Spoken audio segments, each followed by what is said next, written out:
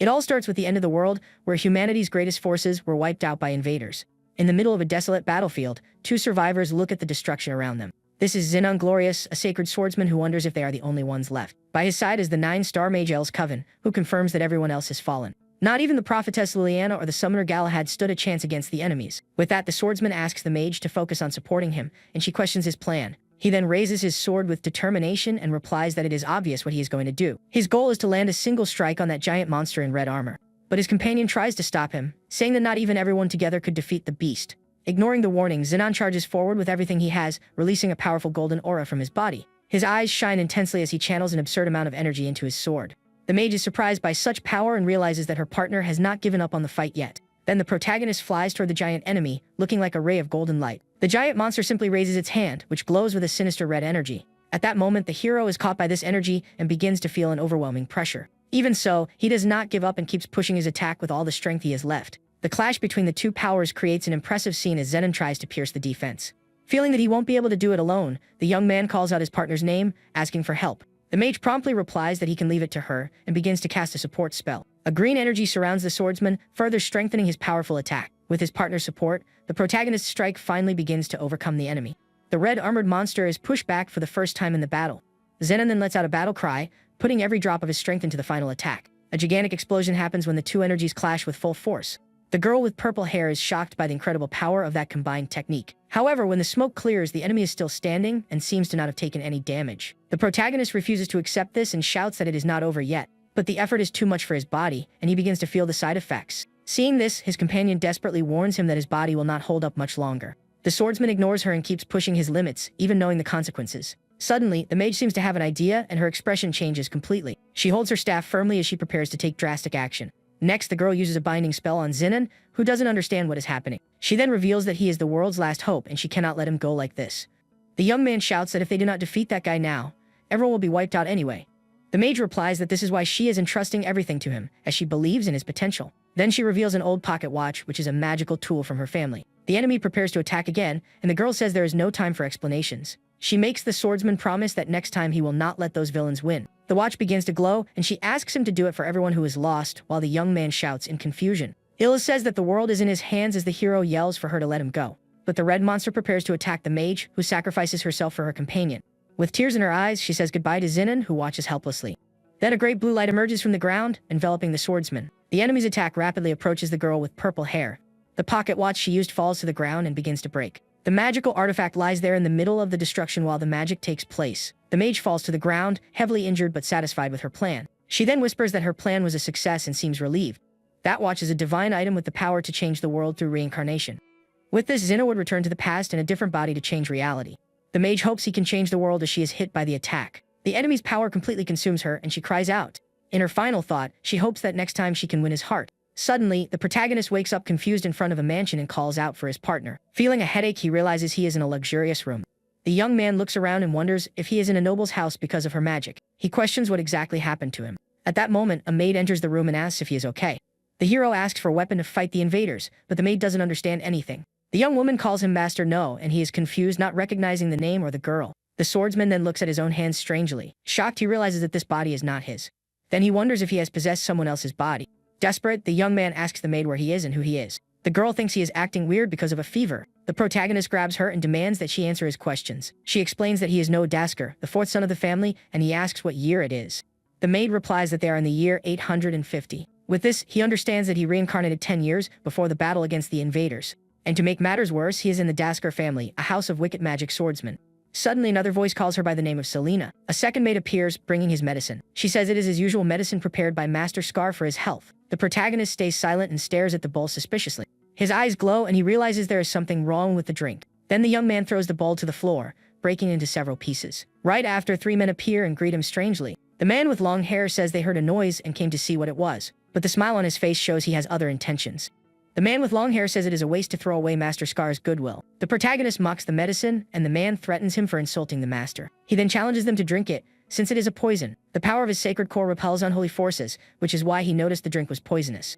With a serious look, the group's leader says they will force him to drink it. The young man with black hair smiles as their masks have finally fallen. He says they must be his guard dogs, and that he actually wanted to get used to his new body. With a confident smile, the young man warns that he is going to play with them a little. Out of patience, the leader orders his men to restrain him. The two henchmen promptly advance to carry out their boss's order, but the hero is faster and dodges the first attack with ease. Then he lands a powerful punch on one of the henchmen's faces. The strike throws him hard against the wall while he cries out in pain. The second henchman tries a side attack, but the protagonist dodges agilely. Right after, he lands a precise blow on the other enemy's chin. Despite this, the young man realizes he didn't knock them out as he expected. This just shows how weak this body is, and he wonders why he was poisoned. The group's leader doesn't care if he gets hurt and tells his men to finish the job. Suddenly, a skill window appears right in front of his eyes. The men warn him to give up if he doesn't want to get hurt even more. He realizes it is an appraisal skill that shows the enemy's statuses. The young man is surprised to have such a rare skill. He then assumes that the original body already possessed this skill and that they are just recruits. Taking advantage of the enemy's distraction, the protagonist charges forward with speed. One of the men tries to react but is too late. The young man hits him with a powerful kick that knocks him out instantly. Then he grabs the sword of one of the fallen henchmen. The last enemy tries to attack him with his own sword, but the protagonist blocks the strike with ease. Then he breaks the opponent's sword and disarms him completely. The maids watch in shock at their master's sudden strength. The group's leader comments that even sick, he is still a Daskor, and the young man challenges him. With an annoyed look, the young man is intrigued by what just happened. At that moment, a purple energy starts coming out of his body, and he feels a demonic core. This core is the root of the exclusive power of the Daskor family swordsman. In contrast, his former glorious family possessed the sacred core. Naturally, these two opposing forces shouldn't coexist in a single body. The group's leader says the demonic power has finally started to get out of control. He reveals that the medicine was a poison meant to dangerously amplify his demonic core. With the combat, the demonic energy became uncontrollable and is now consuming his body. Even though he has never tried it before, he has a plan. He then decides to use the power of his sacred core to suppress the demonic energy. The enemy with long hair calls it a useless struggle and prepares to attack. Using his first form, he creates a wave of red energy and charges forward. But the protagonist manages to react in time and prepares to block the strike. Their two swords clash, creating a large amount of sparks. The man is surprised that he reacted and that he can use techniques with the demonic core. In anger, the enemy tells the young man to know his place and calls him trash. The hero stays focused and faces his opponent with a serious look. Then he uses the sacred energy to unleash a powerful spinning strike. His opponent uses his own dark energy to defend against the attack. The clash between light and darkness creates an impressive scene. The man with long hair is pushed back by the force of the protagonist's strike. Even so, the young man keeps pressing his attack with everything he has. Agilely, he jumps to dodge the enemy's technique and find an opening. This exchange of blows gave him a good idea of the enemy's limits and techniques. The opponent then asks where all his earlier courage went. The young man with black hair replies that the enemy is the one starting to panic. Annoyed, the enemy calls him an insolent brat and goes on the attack again. He then shouts that the hero will never be able to read his technique. The entire room is covered by a red mist as he moves. The protagonist stands perfectly still in the center, waiting for the right moment to act. With his eyes glowing intensely, he can sense his enemy's presence. The young man finds him and delivers a precise strike in his direction. The attack hits dead on and creates a small explosion on the spot. The man falls to the floor injured and wondering how he did it. The protagonist explains that the enemy put too much faith in his own technique. The defeated enemy is shocked and questions what that power was. The young man replies that not even he completely understands what happened. He felt the power of his sacred core intertwining with the demonic core. It was a combination of his original power with that of the original owner of this body. If he can master this power, maybe he can save the world once more. Thinking of his old partner, he gives thanks for having found a ray of hope. The two maids run up to him worried and ask if he is hurt. The young man says he is fine and points to something at the window. A small black dragon is perched there holding a letter in its mouth. One of the maids explains that it is a summons from the current patriarch, Lord Victor. The letter says he wishes to confirm his intention to participate in the succession war. The protagonist reads the letter, confused about what this war might be. He then asks the two maids if they know anything about it. The maid then explains that anyone who serves the Daskor family knows about it. She goes on to say that it is a conflict to strengthen the family in a battle for demonic cores. In this war, siblings fight each other, and the winner claims the loser's core. The protagonist thinks there was no information about them because they eliminated each other in this war. The young woman then asks if he really intends to participate in the family's succession. With a confident smile, the young man replies that she will find out soon. He remembers his former glorious family, which was seen as a symbol of justice. But the Daskor family is the exact opposite, being a symbol of disgust and fear. Everyone knows that the current patriarch Victor Daskor is humanity's strongest swordsman. The young man then prepares to enter a large room to see everything with his own eyes. With a determined look, he is ready to face whatever comes his way. As he passes through the door, he is announced as Noah Daskor. The young man enters the hall and sees several people waiting for him. He then realizes that these people are his new and dangerous family. The first one he sees is the eldest son, Damien Daskor. By his side is the eldest daughter, named Julia Daskor. Next, he notices the presence of the second son, Cease Daskor, and also the family's second daughter, Eve Daskor. But suddenly his eyes fix on one person in particular. That is Scar Daskor, the third son and the scoundrel who poisoned him. Julia comments on the rumors of his recovery, and the young man confirms that he found the cause. She asks if he is going to recover, but the young man says he will dedicate himself to sword training. His older sister stares at him with a calculating and suspicious look. Scar provokes him, saying that a weakling like him shouldn't waste time training. The protagonist replies that a coward who won't face him should shut up. Annoyed by the response, his brother calls him an arrogant little punk. Eve then interrupts the fight and tells them both to be quiet. At that moment, someone announces that Lord Victor has arrived. The footsteps of a powerful person echo throughout the hall. The older siblings immediately bow as a sign of respect. The other children do the same, showing fear and reverence. The protagonist feels an overwhelming presence coming from the man. He thinks that this swordsman was so famous that he didn't even know his name in his past life. Sitting on his throne is Victor Dasker, the family's 9-star patriarch. The man says it seems everyone is present for the meeting. He then announces that the summoning council is going to begin. The patriarch addresses no, saying the meeting is to confirm his intentions. Victor asks what he intends to do now that he has overcome his illness. The young man gives a slight smile before giving his answer. He declares that he will win the succession fight and stand at the top of the Dasker family. The patriarch then asks him if he is prepared for a declaration of war. But the protagonist replies that his father is incorrect, leaving the man confused. He then states that it is a declaration of war against everyone who is there. His older siblings stare at him with a serious and surprised expression. The other children also don't seem to believe what they just heard. The young man says his father is also one of the opponents he needs to defeat. With a defiant smile, he makes it clear that he will not back down. Suddenly, an overwhelming purple energy comes out of the patriarch and heads toward his son. The young man is hit dead on by the pressure and feels his father's power. The floor of the hall begins to crack with the intensity of that aura. Even with difficulty, he recognizes that is Victor's demonic core. The man asks if he dares to surpass his power and looks at him with contempt. Without hesitating, the protagonist answers yes and maintains his firm posture. Then the patriarch wants to know why he seeks power so much. The young man replies that it is so nothing can ever be stolen from him again. Surprisingly, the white-haired man gives a satisfied smile. He says he liked the answer and that it is an admirable trait for a family member. With this, Victor announces that Noah will participate in the fight, and anyone against it should speak up. The other children stare at him with looks that mix anger, envy, and contempt. The father then yells for his son to become hungry for strength. Sometime later, we see the Dasker family mansion again. The protagonist is training and lands a strike on a scarecrow. He cuts the training dummy in half, showing that he is progressing. His physical condition has improved, but he is still at a minimum level for fighting. Furthermore, he cannot fight like before because of the two mixed cores. The young man looks at his hand and wonders what this power is. He decides that for now, it is better if no one knows about his sacred core.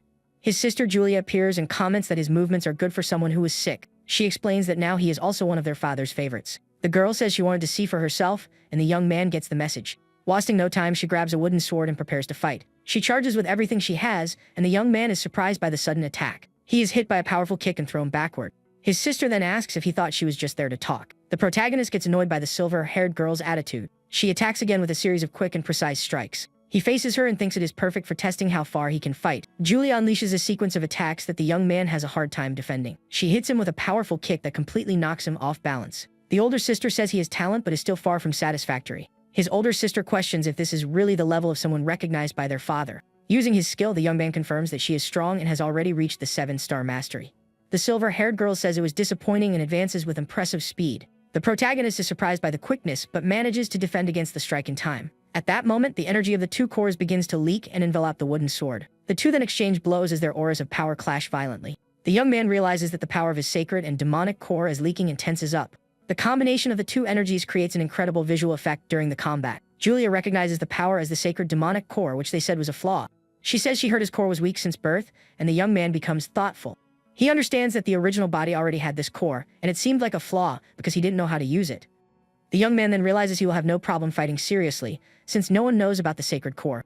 With a smile, he says he will show if it really is a flaw, and his sister notes his amusement. The protagonist then goes on the attack, using all the power of his combined core. The silver-haired girl dodges the strike and calls him for a serious talk. She asks the purpose of the succession fight, and he replies that it is to create the strongest. His sister then says this saves time and throws away her training sword. With a sinister red aura, she releases her power and asks for his demonic core. The young man is shocked by the sudden change in attitude and his sister's power. He then yells for the maid Selena to bring him his real sword. The young woman promptly throws the sword to her master, who prepares for battle. The black-haired young man charges at his sister, who is also coming toward him. The clash between the two powers creates an explosion, and the protagonist feels the pressure. He tries his hardest to hold back his opponent's powerful attack. The silver-haired girl keeps pushing her brother back with incredible force. Using the base of his sword, he narrowly manages to block a strike to the head. Julia smiles and comments that he has improved more than she expected. Excited by the fight, she asks him to show even more of his power. She then jumps back and challenges him to withstand her next attack. His sister prepares to use the first form of her style, the dark flame sword dance. Seeing that the attack is dangerous, the young man decides to block it with everything he has. The silver-haired girl launches a wave of red energy in her brother's direction. The two attacks clash, creating a massive impact and lots of sparks. The shockwave from the collision of powers spreads across the entire training field. Julia then asks if he intends to keep fighting with just one hand. She challenges him to use brute force to make her use two hands as well. The protagonist then holds his sword with two hands, getting ready for a new attack. He delivers a powerful downward strike with all his strength. Surprised by the force, the girl is forced to defend herself using two hands. The black-haired young man smiles in satisfaction, having finally made her fight seriously. The silver-haired girl attacks him with everything, and the protagonist is thrown back by the force. He grits his teeth and tries his hardest to withstand the pressure of her strike. The impact of the attack drags him across the ground, kicking up a large amount of dust. His sister watches him with a serious look and a sinister red aura around her. The young man realizes that using the power of the sacred, demonic core with everything was barely enough.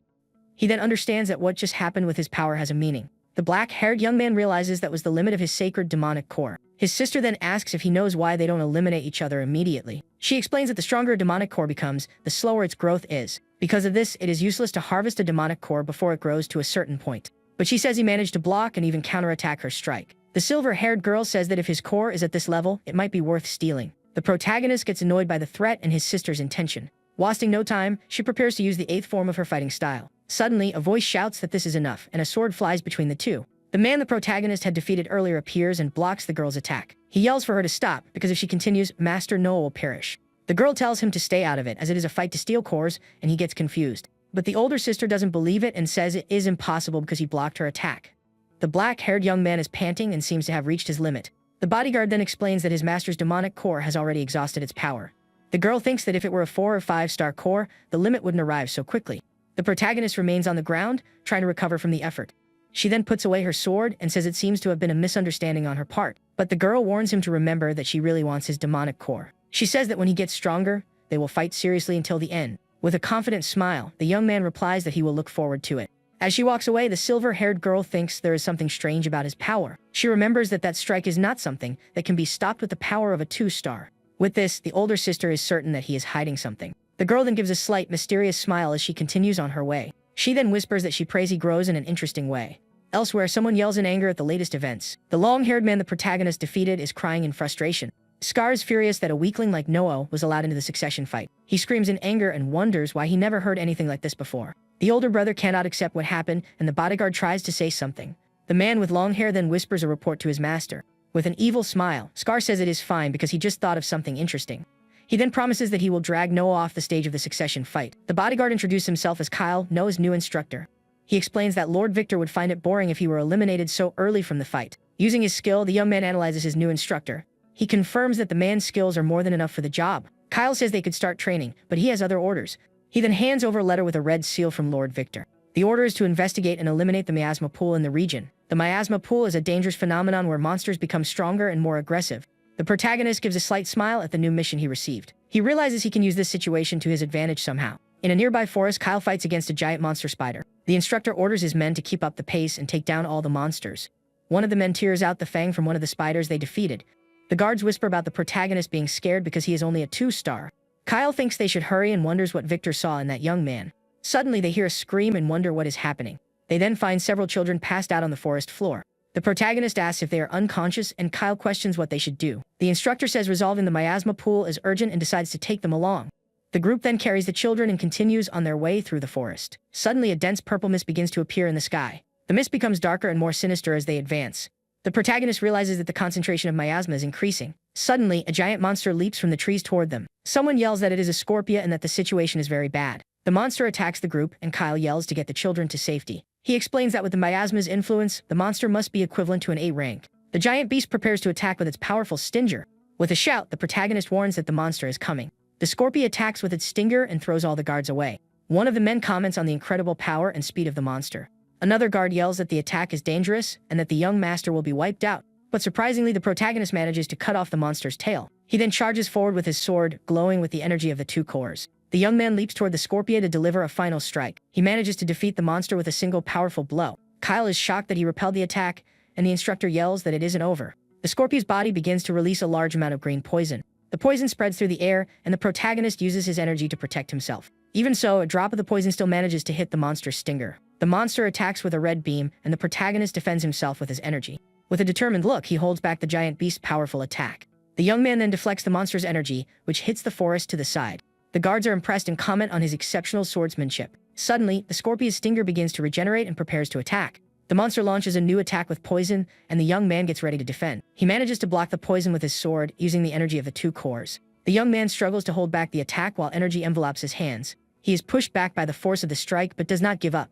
The clash between the sword and the poison creates an impressive scene. The energy of his combined core protects the blade from the corrosive poison. The protagonist admits that the situation is difficult and that he is at his limit. Kyle wonders how he acquired such swordsmanship without having a guide. The young man then calls out to his instructor, asking for help in the battle. He asks Kyle to create an opening and the man readily agrees. The Scorpia turns and attacks the instructor with its regenerated stinger. With a battle cry, the man prepares to block the monster's attack. He manages to defend the strike, creating the distraction his master asked for. The young man praises his instructor, saying he is impressive as expected. Taking advantage of the chance, he runs up the back of the giant monster. He uses the energy in his feet to secure himself on the beast's hard shell. The young man then takes one of the spider fangs he had collected. He uses the fan to pierce the Scorpia's shell with all his strength. The tip of the fang breaks but manages to create a crack in the monster's defense. The giant beast begins to writhe in pain from the unexpected attack. The young man keeps attacking the same spot to widen the crack. Finally, he manages to pierce the shell and create an opening. He then explains that those are the fangs they picked up on the way. The spider's poison has the effect of softening the Scorpia's shell. Kyle understands why he went to the trouble of collecting those fangs. Suddenly, the giant monster's eyes glow with a red light. It attacks the weak spot on its own back with its stinger. At that moment, green magic circles appear and trap the monster. One of the men accompanying Scar appears and uses his technique. The attack creates a large energy barrier that traps the Scorpia. The technique is called Demonic Barrier Array and holds the monster in place. The protagonist sees the opportunity and says that now is the time. He leaps toward the Scorpia's stinger for a final attack. The young man dodges the poison and cuts off the stinger with a single strike. His technique creates 2 arcs of energy that finish the monster off for good. The protagonist finishes the monster with a precise attack to its back. He remembers his sister's technique and decides to try something new. Channeling his unique power, he calls it the Holy Demonic Style. Then he calls out the name of the new technique, the Sword Dance of Light and Shadow. With that, the young man unleashes a series of rapid strikes on the giant monster. He then dives with his sword, aiming at the weak spot he created. The attack pierces the beast's shell, which explodes into a green liquid. The guards are shocked and comment on their master's true strength. The protagonist thinks he tried to recreate the technique, but still has a long way to go. His instructor congratulates him, and the young man tells him to handle the cleanup. The young man walks away saying he needs to resolve a personal matter. He then walks alone into a denser part of the forest. The hero thinks that in this era, the cause of the miasma pools is still unknown. But he knows the truth that it is a magical tool gathering the miasma. He then approaches a giant tree that gives off a strange aura. With his sword in hand, he prepares to cut the tree's bark. Inside the hollow trunk, he finds a magically glowing ring. With a satisfied smile, the black-haired young man says he finally found it. Suddenly, he hears a strange long sound coming from somewhere. The protagonist turns around, surprised, and wonders what that was. He quickly steps away from the giant tree and goes back to where the group was. The young man is shocked to see that the children are surrounded by a blue mist. One of the guards runs to him desperately, saying something happened with the monsters. The black-haired young man gets ready to fight with a serious look on his face. A horde of monsters with red eyes emerges and surrounds the group. Several beasts charge, and Kyle and his men try to protect the children. The protagonist faces the threat, and his sword glows with intense power. In the midst of the chaos, his instructor desperately yells his name. Kyle manages to block a monster's attack, and one of his men thanks him. The young man then yells for them to keep buying time for him. He looks at one of the children and notices a strange necklace around their neck. It is a demonic absorption item that steals and uses the opponent's mana.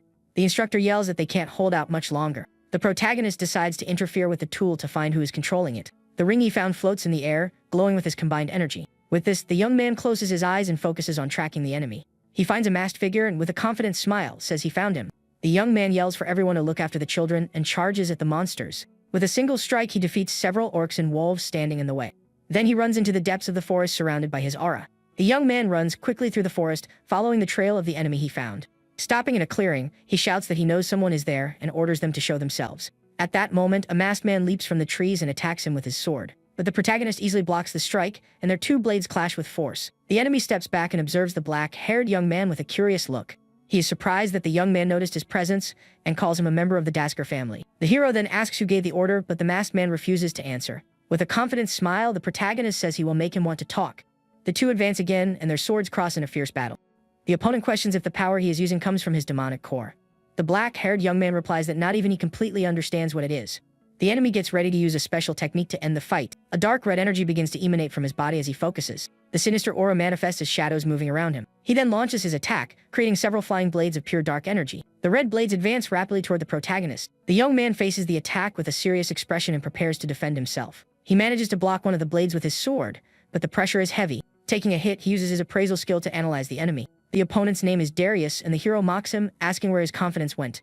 He notes that the man's swordsmanship is weak and decides he needs to close the distance. With that, the protagonist charges with speed through the blade attack. He dodges and deflects the red energies coming his way. Using the power of his core, he propels his feet to gain more speed. The young man moves agilely between the blades, getting closer and closer to the opponent. His charge surprises the masked man, who is not expecting this reaction. The young man then prepares a powerful strike to attack his enemy up close. The opponent thinks the attack is too obvious and says it will be easy to deal with. One of the red energy blades goes whizzing through the air. Darius then commands all his blades to surround and attack the protagonist. Seeing this, the black-haired young man decides to use one of his own techniques. His purple and golden aura shines intensely as he prepares his counterattack. He unleashes a powerful wave of energy that destroys the enemy's blades. The masked man is shocked to recognize the technique he used. Even surprised, the opponent prepares to continue the fight and charges forward, but the protagonist calls him slow and easily dodges his attack. With a quick movement, he strikes the enemy, who is badly hurt by the impact. Defeated, the masked man falls to the ground and drops his sword. He then asks how the young man knows the technique he just used. The protagonist explains that his core has both sacred and demonic powers.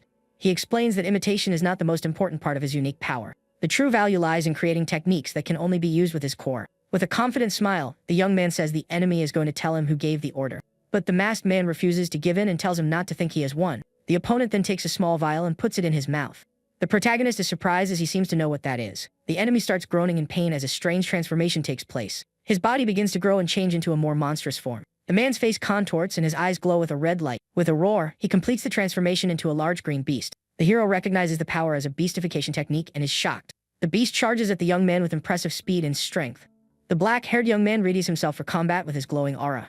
The clash between the two creates a massive shockwave that spreads out. He realizes that the monster's power and speed are on another level. The creature laughs and asks how long the protagonist will hold out. The monster keeps attacking with overwhelming fury and power. Its red eyes shine as it prepares for a new strike. With its sharp claws, the beast tries to tear at the young man, who defends himself. He manages to block the attack but is pushed back by the force. The creature gives no quarter and keeps pressing its opponent relentlessly. The monster strikes the ground with a powerful blow, and the young man barely dodges it.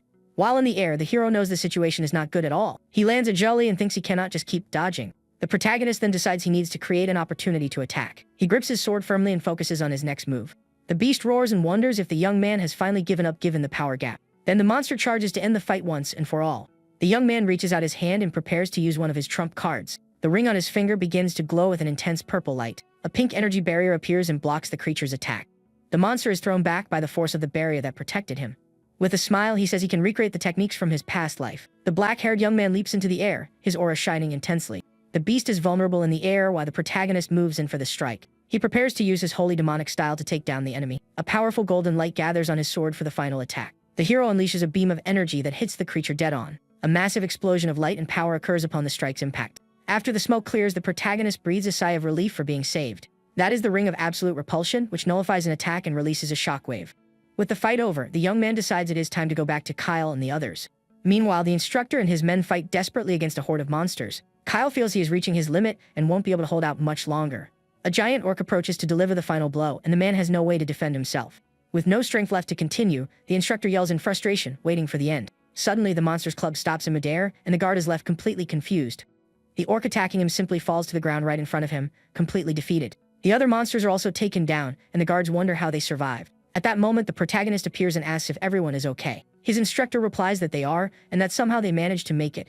The young man then points to the children and says he took care of the one responsible for the attack. He confirms it was a caster, but he doesn't know who hired him. With the danger gone, the children now sleep peacefully on the forest floor. The black-haired young man watches them with a serious and thoughtful look on his face. Back at the mansion, the protagonist walks determinedly toward one of the buildings. He thinks that innocent children almost lost their lives because of him and promises to retaliate. His maid then suggests he look for his sister Eve, an information broker. With that, the young man decides his first step is to find a clue with her. But as he approaches the building, a voice orders him to stop immediately. A blonde young man appears and says that even being family, he cannot enter there. The two then face each other in the courtyard with a growing tension in the air. In his thoughts, the protagonist remembers who his sister Eve is. The maid had told him that if anyone knew anything, it was the information broker. With his glowing aura, the black-haired young man tells his brother C's to move out of the way. The blonde young man reveals he's Eve's bodyguard and won't let him pass. C's yells that he cannot trust someone with so much desire for revenge. The protagonist understands the situation and prepares for what comes next. With a determined look, he says he's going to force his way through and draws his sword. The bodyguard sighs and says he has no choice but to fight. Wasting no time, the blonde young man charges with everything to attack his brother. Their two swords clash, creating a massive amount of sparks. The hero manages to block the strike with his blade and holds the pressure of the attack. The impact of the collision between the two powers creates a small shockwave. They step back for a moment and get ready for the next move. The bodyguard then releases red energy from his hand and prepares a technique. With a shout, he uses the stone spear, and the ground begins to shake and crack. Several stone spears emerge from the ground, and the protagonist is surprised by the attack. Even so, he moves a jolly to dodge the sharp rocks. The young man uses his sword to destroy the spears coming his way. The The bodyguard then uses his stone blade and creates a crushing fang.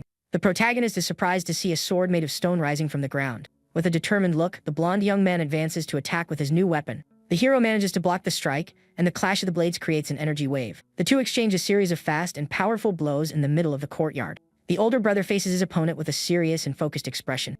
Agilely, he attacks with two curved swords, and the young man defends himself as best he can. He thinks it is dangerous to get close and uses his appraisal skill. The status window shows that Seize is a formidable high-level opponent. The young man notes that his demonic core is weak, which is why he uses several techniques. Because of this, he decides to settle the fight with pure brute force using his style. He then gets ready to use the sword dance of light and shadow. The protagonist unleashes a powerful wave of purple energy toward his brother. The blonde young man is shocked to see the power of Noah's demonic core. He is pushed back by the force of the attack and slides across the courtyard floor. But the bodyguard recovers and prepares the second form of his style. With a yell, he unleashes an instantaneous black lightning bolt with his dagger. The protagonist recognizes the technique as the shadow lightning style. He remembers his instructor teaching him about his family's techniques. That is an unavoidable strike specialized in speed, and the young man praises it. The blonde young man smiles and says that knowledge and combat are different things.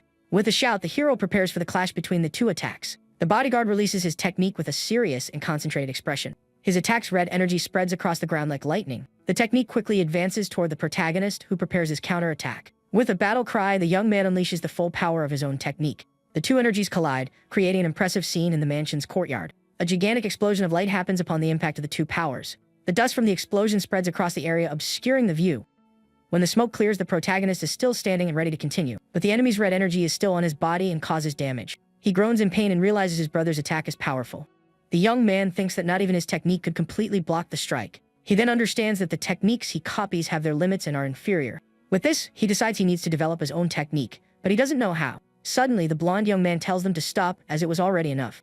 His sister Eve appears at the door and watches the two with a serious expression. Already inside the room, the girl asks what the reason for that fight between them was. The bodyguard explains that the young man came with the intention of eliminating someone on his face. The protagonist then questions why someone from the Dasker family would need a bodyguard. The girl with purple hair replies that she is not very good at fighting. Her brother questions her presence and says she is not in the succession fight. Eve then interrupts him and asks if he wants to know who hired the mercenaries. The protagonist is surprised and wonders how she knows that. With a confident smile, she replies that there are very few things she doesn't know. The girl says she would love to tell her cute little brother, but there is one condition. He understands it is a trade and asks what she wants in exchange for the information. Then his sister asks him if he knows the infinite library, and he gets startled. That is a gigantic labyrinth whose complete structure is still unknown. Adventurers and scholars formed a city around it, but the inside is dangerous. She then asks him to bring her the Book of Eternal Depths. The young man remembers the book that revolutionized magical theory in his past life. That theory saved many lives during the war against the terrible invaders. He thinks that if he can get the book earlier this time, he might be able to change the future. With a determined look, the young man accepts the proposal and promises to bring the book. The two then shake hands to seal the deal they just made. Sometime later, a carriage sets off toward the city of the library. Inside the carriage are the protagonist and his two loyal maids. The group then arrives at their destination, the great city of Arcanum. They walk through the stone streets of the city that was built around the library. They say the library is so complex that whoever enters never leaves. To find the book, he will need a guide and enters a building. The young man then walks down a narrow alley looking for information. He arrives at a large adventurer's guild to find his guide. Back at the mansion, Eve relaxes in her living room while drinking a cup of tea. Suddenly, a butler appears and announces that she has an unexpected visitor. A man with pink hair and elegant clothes enters the room with a smile. That is her brother Scar, who says he has something to ask about No. The girl stares at him with a serious expression while holding her teacup. She comments that it is rare to see him around there and wonders what he wants. The man with pink hair says he came to ask for his sister's help. He then asks for C's, and the girl replies that he left on a mission. With an evil smile, Scar realizes that his sister is unprotected at the moment. But she says she has capable subordinates and will be fine on her own. He praises her and asks what kind of information she wants about their brother. Scar talks about the power the young man showed when he fought Julia. The man with pink hair reveals he wants to know the secret behind that power. She is surprised he knows so much, and he says No defeated his attackers. The girl then places her cup on the table and says unfortunately she cannot help. She stares at him with a serious look and refuses to share any information. The girl with purple hair explains that she cannot say anything that would affect the succession fight. She thinks that if she sides with someone, the other siblings will come after her. Annoyed by the answer, the man with pink hair asks if she is refusing to cooperate. Eve then asks him if he can offer compensation that makes the risk worthwhile. With an evil smile, Scar mocks the word compensation and prepares a threat. He says she will understand soon, and a sinister shadow appears behind the girl. Meanwhile, in the city of Arcanum, the protagonist continues his search for a guide. The black-haired young man walks through the busy streets of the library city. He then heads to a specific building that looks like an old shop. The young man peeks through the window and seems to recognize the place he found. Upon entering the shop, he feels nostalgic and looks at the shelves. The shop owner, named Rek, says the place is unfortunately closed, But the protagonist says he didn't come to buy anything and wants him to be his guide. The man refuses, saying he no longer accepts the kind of work. Ozrek laughs at the idea of being the best guide in the city and tells him to leave. The hero finds this strange as he remembers that man used to love the library. He then asks why Ozrek stopped taking jobs as a guide. The shop owner gets annoyed and says it is not a problem he can solve. With a tense expression, the man falls silent and stares at the counter. He then apologizes and says he has been very on edge lately. Suddenly, the bell on the shop door rings, announcing someone's arrival. A new person enters, and the protagonist is shocked to see his sister Julia. The silver-haired girl greets him with a confident smile on her face.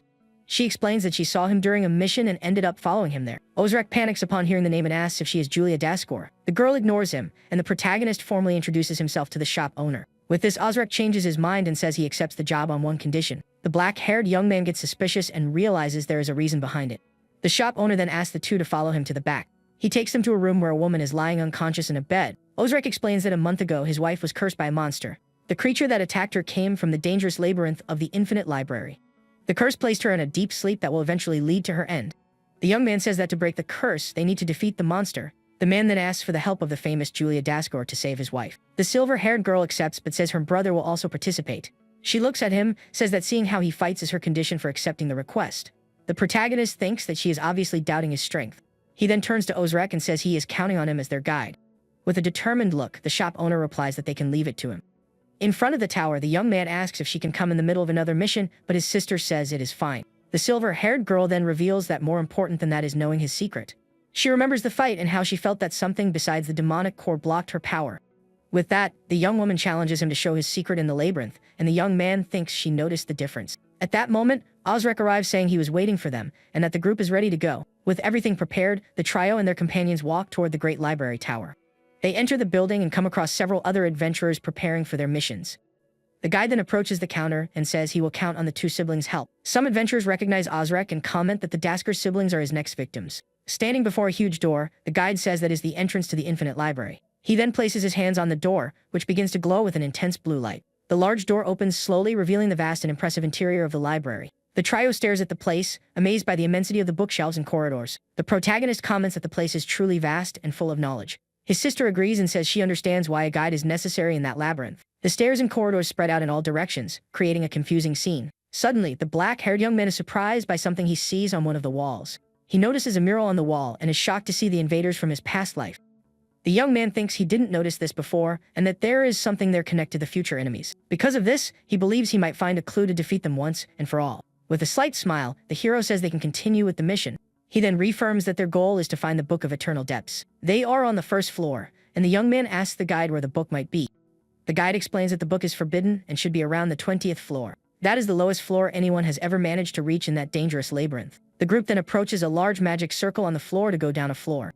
They walk down the corridor toward the portal that will take them to the next level. Suddenly, monsters emerge from the magic circle ready to attack the group. The guide asks if the siblings can handle the monsters, and the protagonist agrees. Wasting no time, the black-haired young man draws his sword and gets ready for the fight. With a quick movement, he delivers a powerful strike that cuts the monsters in half. The young man sheathes his sword with style after easily defeating the enemies. The orcs' bodies fall to the floor as the protagonist casually stands up.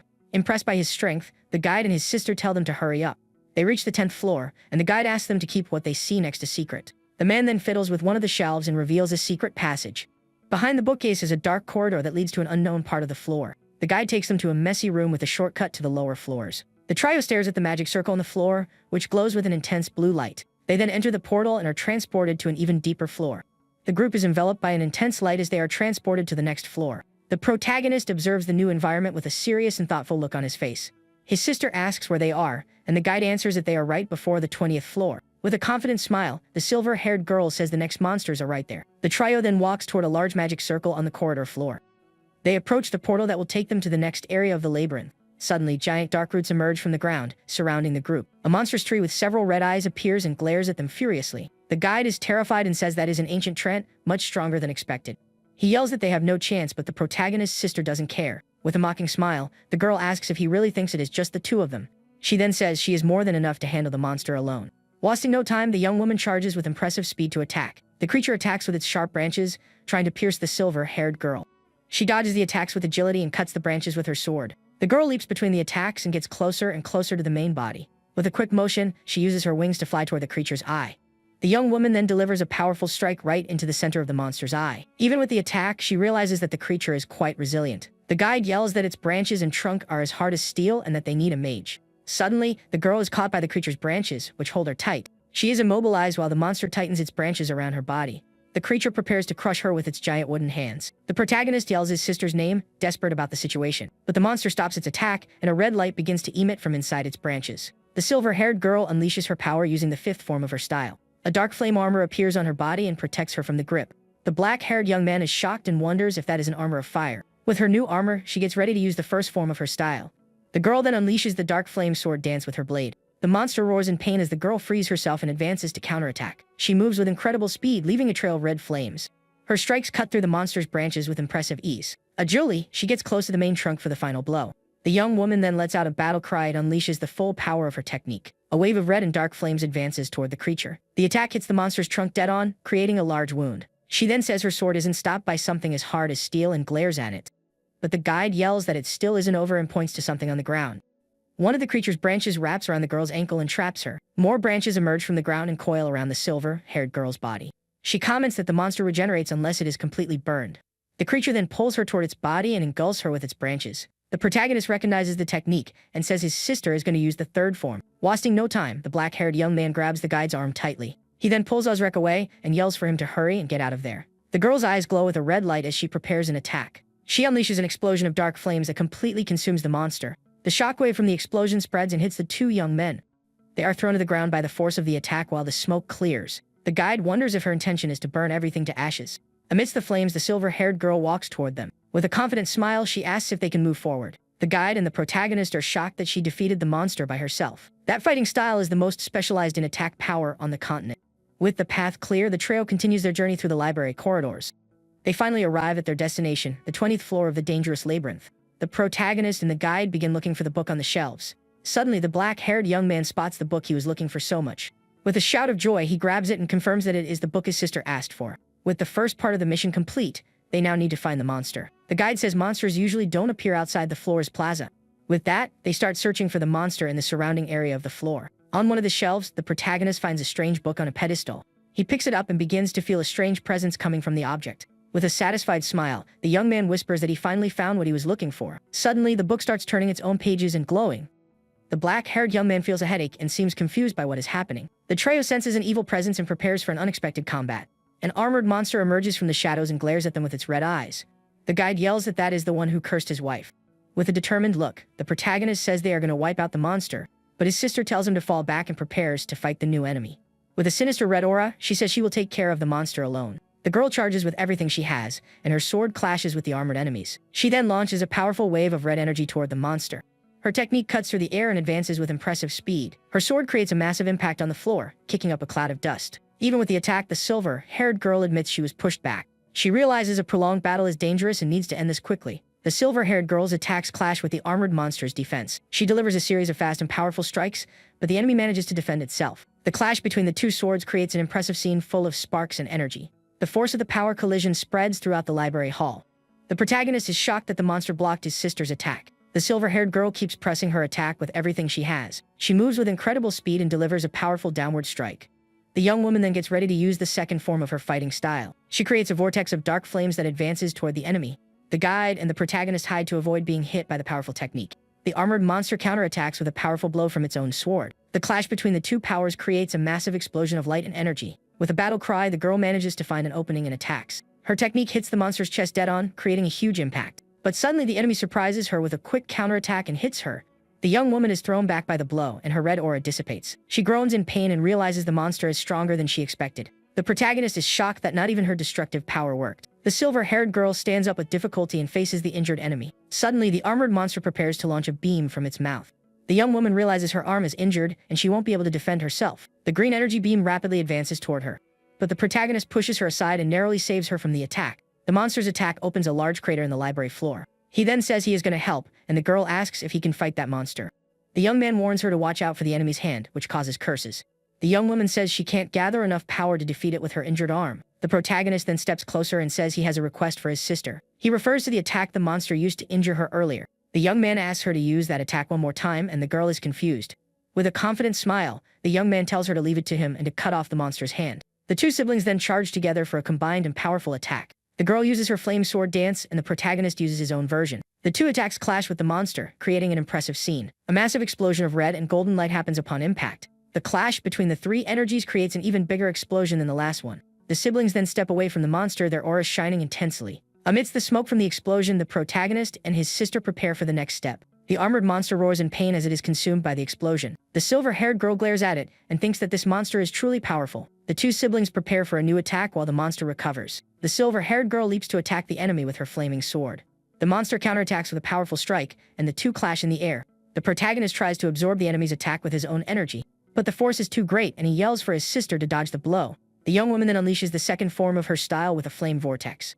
Her technique clashes with the monster's attack and creates a massive explosion. The enemy takes advantage of the smoke and prepares a new green energy beam. The girl yells her brother's name, worried about the surprise attack. The protagonist then unleashes his own power with the dual polarity blade. His sword glows with an intense golden light as he prepares his attack. The black-haired young man is surrounded by a powerful aura and attacks the monster. His technique hits the floor, and the young man pants from the effort he made. Next, he drives his sword into the monster's chest with all his strength. The armored creature roars in pain as it is struck by the sacred blade. The protagonist says the situation is bad and that he is at his limit. Suddenly, the silver-haired girl uses her vortex technique again. She helps him get rid of the monster and says the debt between them is paid. The young man realizes that not even her most powerful technique had an effect. With his sister exhausted, he wonders if retreating is their only option. Suddenly, the armored monster stands up and glares at both of them furiously. The protagonist and his sister are shocked to see that there are two monsters now. A mysterious voice then comments that the technique they used was clumsy. The black-haired young man stands still and wonders where that voice came from. A golden light appears and says his power is unbalanced and mixed.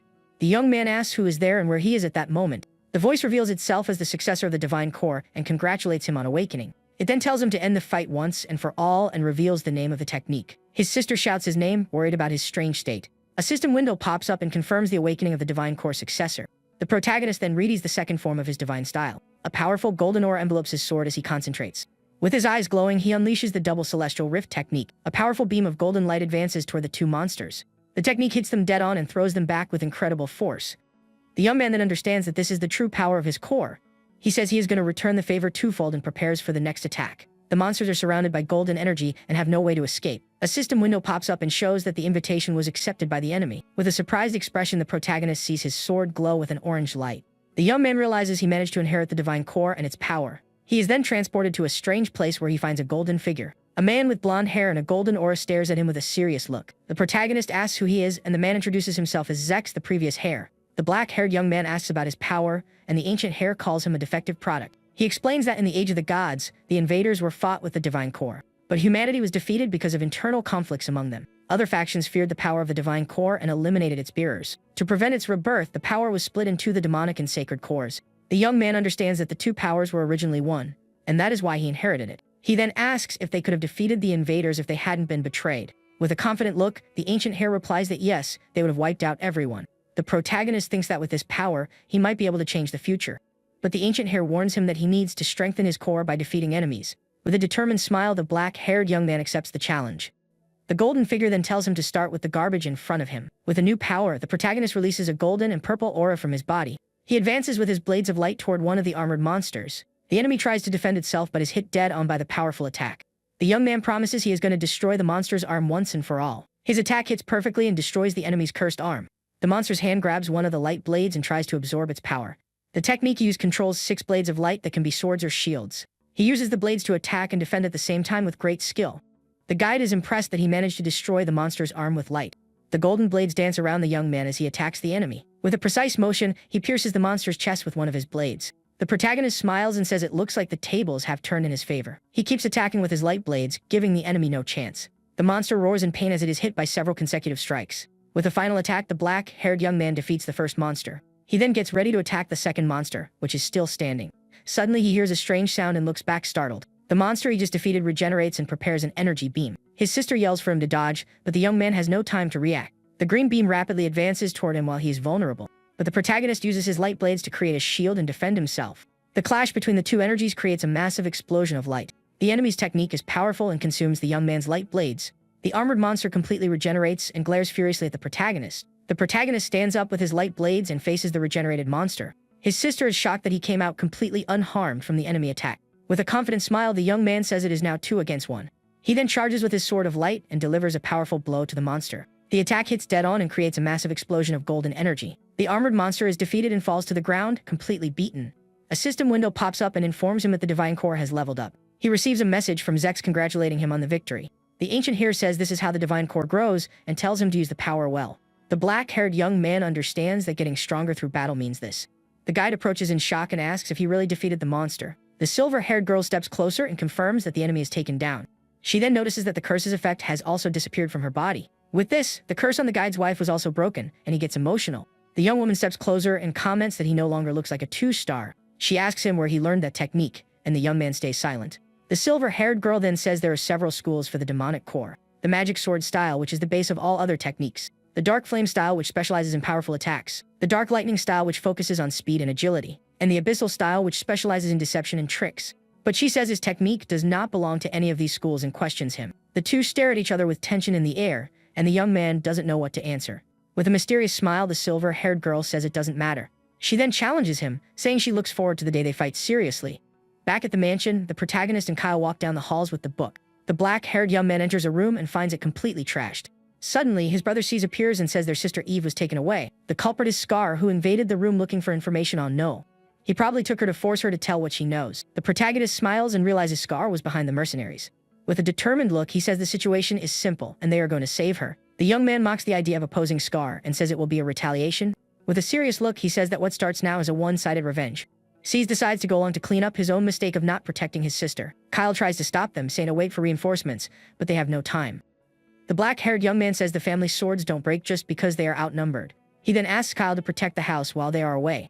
The bodyguard agrees and promises to protect the mansion with his life. With everything ready, the trio sets out to invade Scar's place and save Eve. The two brothers ride quickly towards Scar's Hedia. The black-haired young man wonders if his sister is okay, but C's reassures him. The protagonist comments that he trusts her a lot and asks why he became her bodyguard.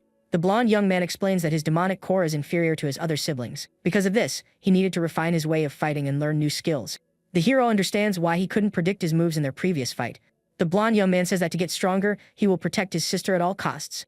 They arrive at the mansion gates and dismount their horses for the invasion. The protagonist says that first they need to locate where his sister is. But he changes his mind and says there is no need to hold back. With a powerful kick, he bursts through the mansion gate with his aura. The impact of the kick breaks the gates, and the two advance into the courtyard. Suddenly, the protagonist turns around and blocks a surprise attack from a mercenary. A unit of Scar's shadow operatives appears and surrounds the two brothers. They charge together for the attack, but the blonde young man says they are skilled. The leader of the attackers mocks them, saying they were idiots to attack head-on. With his glowing aura, the protagonist says he has no business with small fry. The leader of the attackers thinks he doesn't understand the situation and looks at him with contempt. One of the mercenaries tries to attack the young man from behind, but he notices in time. With a quick movement, he blocks the strike and prepares for a counterattack. He then hits him with a powerful kick that throws him far away. The other attackers advance and say they will show no mercy to anyone who opposes Scar. The black-haired young man gets ready to fight against several enemies at the same time. He moves nimbly and manages to block a powerful blow from one of the attackers. The protagonist dodges and attacks with his sword in a dance of strikes and defenses. Meanwhile, his brother C's also fights against a group of mercenaries. He jumps into the air and delivers a powerful blow to the ground with his sword. The blonde young man then uses the third form of his lightning style. He releases a cutting flash of dark thunder that hits all the enemies. The blue shockwave spreads out and throws the attackers away. The enemies cry out in pain as they are electrocuted by the powerful technique. With a battle cry, the blonde young man challenges the attackers to come at him with everything they have. The protagonist watches him and thinks he can leave that side to him. But one of the attackers strikes at him, telling him not to get distracted during battle. The young man dodges the strike and takes a mysterious item from his pocket. He then throws the item on the ground, which creates a red magic circle. The protagonist wonders what that is and gets ready for what comes next. One of the attackers explains that this is a secret technique developed by them. The magic circle creates a barrier of flames that traps the black-haired young man. The leader of the attackers says that with that technique, not even he will be able to escape. The leader of the attackers leaps to attack the protagonist with his cursed sword. With his eyes glowing, the black-haired young man uses his appraisal skill. The enemy's name is Vault, and he is a formidable opponent with a secret technique. The young man then gets ready to use the second form of his divine style to counterattack. He holds his sword firmly and concentrates on releasing his power. The enemy's attack seals his demonic core, and he groans in pain from the effort. The leader of the attackers approaches and prepares to deliver the final blow. The protagonist realizes he cannot use his technique because of the seal. Vault tells him he cannot beat them with just his swordsmanship. The two brothers find themselves outnumbered inside the barrier of flames. The blonde young man recognizes the technique that seals the demonic core and worries. He then tells the protagonist to go on ahead while he holds off the enemies. C's tells him not to worry and to go defeat Scar and save their sister right away.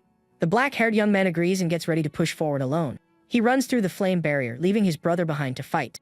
The attackers surround him, but the blonde young man is not intimidated by the disadvantage. He says that even with his core sealed, he can still use magic. With a quick movement, he creates a stone path and jumps away.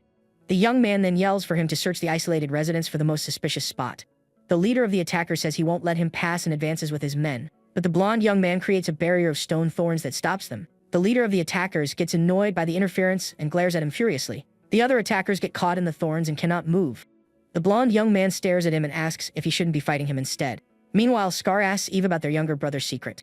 The girl with purple hair refuses to answer no matter how many times he asks. The man with pink hair then reveals he captured several of her subordinates. The young woman calls him trash and says it is humiliating to have him as a brother. Suddenly, he hears a noise from outside and wonders what it is. Eve smiles and says his foolish little brother came straight into the trap. But the girl with purple hair says he still doesn't understand the situation. She provokes him, saying that sneaky methods don't suit the Dasker family. Scar gets angry and says he will finally see No's strength in person. With a scream of rage, the man with pink hair advances to attack his sister. But suddenly, the protagonist bursts through the window and enters the room. He says he came to rescue her and stares at his brother with a serious look. The young man then calls out to his sister and gets ready for the battle ahead. Scar is surprised by the sudden arrival and stares at him with an angry expression. The girl with purple hair watches him with a satisfied and proud smile. The black-haired young man prepares to fight his brother and save Eve. One of the attackers advances to attack the protagonist with his cursed sword. With his eyes shining intensely, the black-haired young man uses his skill. The status window shows that his opponent is Vault, a successor of a secret technique. The young man then gets ready to use the second form of his divine style. He holds his sword firmly and focuses on releasing his power. But the enemy's attack hits him, and he groans in pain from the technique's impact. The protagonist is thrown back by the force of the blow and distances himself from the enemy. He realizes he cannot use his technique since his demonic core was sealed. Vault mocks him, saying he cannot beat them with just his swordsmanship. The two brothers find themselves at a disadvantage inside the red flame barrier. The blonde young man recognizes the core sealing technique and calls it troublesome. He then tells the protagonist to go on ahead while he holds off the enemies. Cease tells him not to worry and to go defeat Scar and save their sister right away.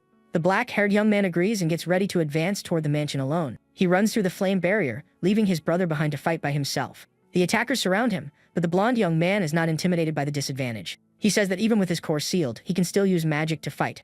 With a quick movement, he creates a stone path and jumps to the roof.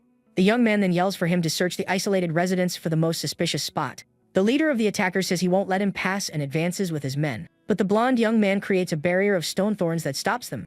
The leader of the attackers gets annoyed by the interference and glares at him furiously. The other attackers get caught in the thorns and cannot move. The blonde young man stares at him and asks if he shouldn't be fighting him instead. Meanwhile, Scar asks Eve about their younger brother's secret. The girl with purple hair refuses to answer, no matter how many times he asks.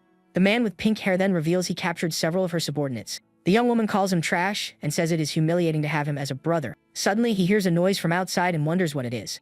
Eve smiles and says his foolish little brother came straight into the trap. But the girl with purple hair says he still doesn't understand the situation. She provokes him, saying that sneaky methods don't suit the Dasker family. Scar gets angry and says he will finally see No's strength in person. With a scream of rage, the man with pink hair advances to attack his sister. But suddenly, the protagonist bursts through the window and enters the room.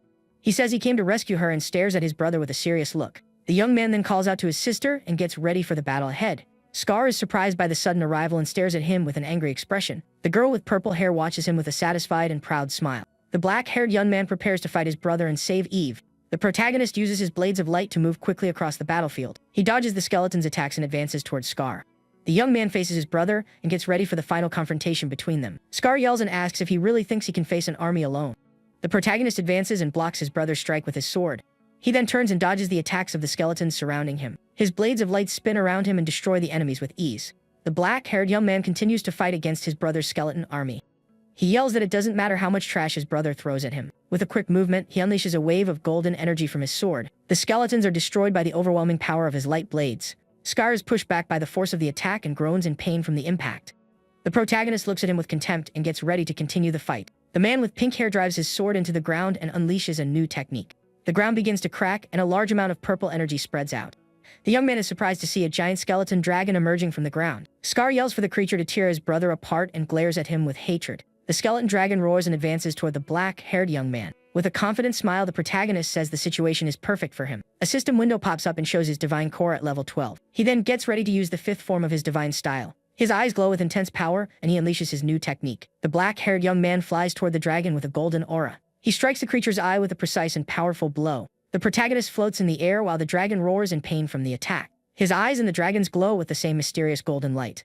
With this, the young man manages to control the creature's mind with his new ability. He lands on the dragon's head and faces his brother with a defiant look. Scar yells desperately and orders the creature to tear him apart once and for all. The protagonist explains that the beast is now his subordinate thanks to his power. Annoyed by the situation, the man with pink hair prepares to attack. He uses the first form of his abyssal style, the piercing fang of shadows. The attack advances toward the dragon but is easily blocked. Suddenly, the protagonist appears behind his brother and attacks him by surprise. He explains that the beast is now his subordinate thanks to his power. Annoyed by the situation, the man with pink hair prepares to attack. He uses the first form of his abyssal style, the piercing fang of shadows. The attack advances toward the dragon but is easily blocked and explodes. Suddenly, the protagonist appears behind his brother and attacks him by surprise. With a quick strike, he hits him and defeats him once and for all. Suddenly, the protagonist appears behind his brother and attacks him by surprise. With a quick strike, he hits him and defeats him once and for all.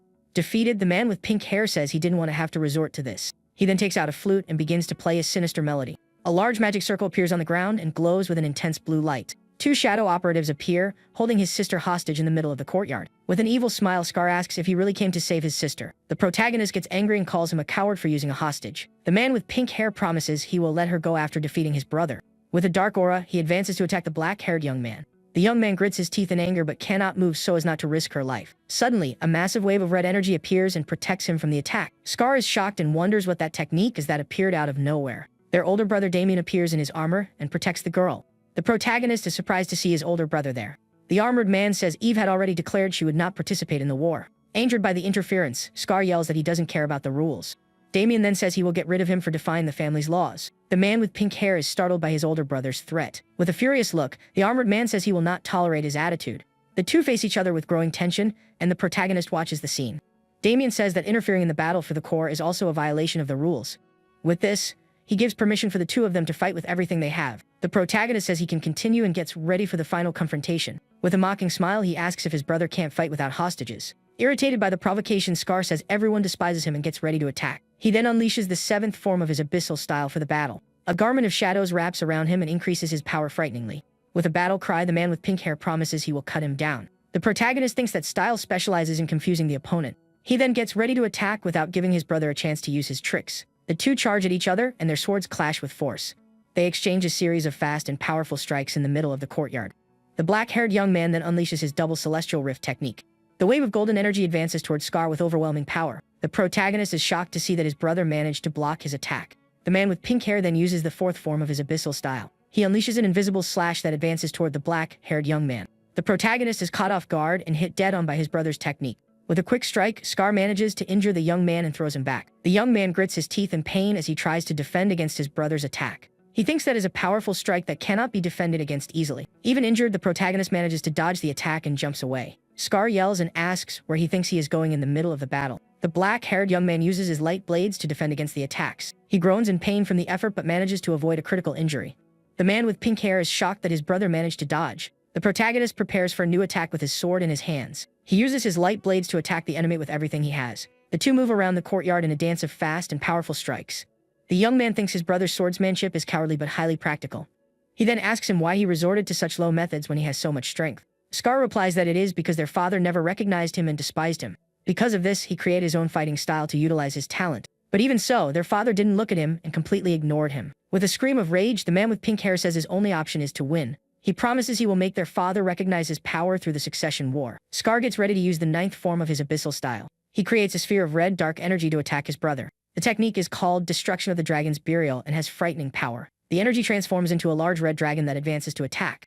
The protagonist gets ready to defend himself from his brother's powerful attack. The energy dragon hits him dead on and creates a massive explosion on the spot. A sphere of golden light appears and protects the young man from the technique's impact. He manages to defend against the attack with his light blades and faces his brother. The black-haired young man is surprised that his demonic core has reached its limit. Suddenly, he feels a pain in his neck and remembers something important. Scar is shocked and wonders what that pill his brother took is. The protagonist reveals he solidified the poison he used to make him drink. He then eats the pill and a powerful golden aura envelopes his body. Scar yells that he has gone crazy because that medicine amplifies the demonic core. But the black-haired young man explains that for him, it becomes a powerful medicine. A system window pops up and shows that his divine core has leveled up to 20. The two face each other with fierce determination and prepare for the final blow. The protagonist unleashes the second form of his divine style with all his power. He creates a flash of light and darkness that advances toward his brother. Their two techniques clash and a massive explosion of energy happens. Scar is hit dead on by his brother's overwhelming power and is defeated. The explosion destroys part of the mansion, and the dust spreads throughout the area. With the fight over, the protagonist stands still in the middle of the destruction. The red energy dragon advances furiously to attack the black-haired young man. The protagonist counterattacks with his light blades, and the two powers clash. A massive explosion of red and golden energy occurs upon impact. The power of the explosion throws the two brothers far away with incredible force. The shockwave from the explosion spreads and creates a large crater in the courtyard. Amidst the smoke and dust, Scar's mansion is completely destroyed. Damien uses his shield to protect his sister from the debris of the explosion. A large cloud of smoke forms and an explosion happens in the distance. The older brother and Eve watch the scene, shocked by the power of that fight. The protagonist and his brother Scar stand still in the midst of the destruction. With a serious look, the black-haired young man says he doesn't want to take his life. He then points his sword at Scar and orders him to surrender. Defeated, the man with pink hair admits his loss and accepts the deal. He falls to his knees and says he will hand over his demonic core to the protagonist. But suddenly, the black-haired young man notices something wrong with his brother. With an evil smile, Scar strikes his own chest with a dagger to unlock a dark power. His eyes glow with a green light as he prepares for one last attack. The protagonist is shocked and doesn't understand what his brother is doing. Damien and Eve watch the scene, terrified by Scar's desperate move. The man with pink hair yells that he would never surrender to someone like him. With a quick movement, he attacks the protagonist and hits him dead on. The black-haired young man groans in pain and falls to the ground, injured by the blow. His sister screams his name desperately when she sees him fall to the ground. The two run to help him, but the situation seems dire. Scar yells that this ends now and advances to deliver the final strike. But the protagonist stands up and manages to disable his brother's arm. Defeated and severely injured, the man with pink hair falls to the ground. He glares at his brother with hatred and refuses to accept defeat under any circumstances. The protagonist also falls to the ground, exhausted and injured from the long battle. He thinks that is the family's way of fighting, prioritizing pride. The two brothers fall to the ground at the same time after a fierce and intense battle. Eve and Damien run to help the black-haired young man, who is badly hurt. The older brother says the injury is critical and that they don't have time. A green aura surrounds the purple-haired girl, and she begins to heal him. She uses the first form of her dark flower style to save him. The nebulous lantern technique shines brightly and heals the young man's injuries. The green flames wrap around his arm and close the deep cut he suffered. Slowly, the protagonist regains consciousness and his wounds heal. He sits up, and Eve says that even though she is not good at fighting, she can use her core. The black-haired young man thanks her for saving him and smiles at his sister.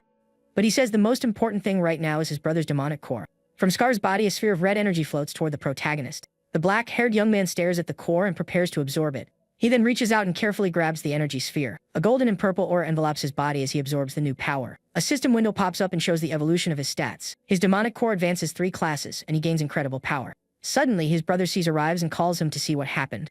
Damien praises him, saying he never thought the youngest would defeat them. The blonde young man asks if Eve is okay, and she reassures him. He asks if his older brother helped her, and the armored man confirms it. The protagonist and his older brother exchange a serious, intense look. The 3 brothers gather amidst the destruction after a long battle. Damien comments that the battle was interesting and that the young man's power is mysterious. But he says the most important thing now is to resolve the situation with their father. A messenger appears and says Lord Victor has summoned him for a meeting. The black-haired young man then heads to his father's castle for the meeting. He enters the room and his father says he heard he took Scar's core. The man stares at him with a serious look and asks if that is true. The protagonist confirms and says he won the battle fairly. The patriarch then questions him about how strong his brother was. The young man replies that he surpassed him in every aspect of the fight. With that, his father asks why he thinks he managed to beat him. The black-haired young man remains silent for a moment before answering. He says it was because of his thirst for strength and that he loses to no one in that regard. The patriarch smiles with satisfaction and says that was a great answer. He then decides to give his son a reward for the victory. The young man says he doesn't need to hold back and asks him to name what he desires. The protagonist then asks to be sent to a certain place as his reward. His father asks if he has no greed, since he could ask for weapons or gold. With a confident smile, the young man replies that what he will gain there is greater.